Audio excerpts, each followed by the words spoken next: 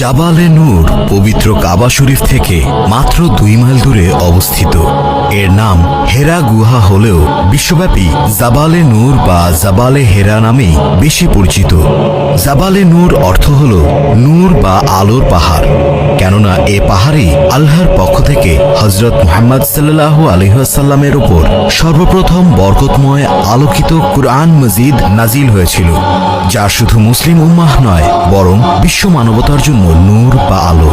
সে কারণেই এ পাহাড় বিশ্বব্যাপী জাবালে নূর নামেই পরিচিত।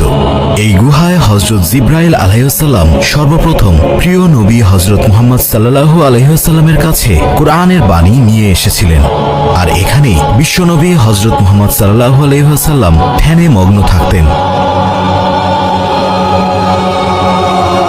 এ পাহাড়ে ওঠা একদমই সহজ ছিল না তখন।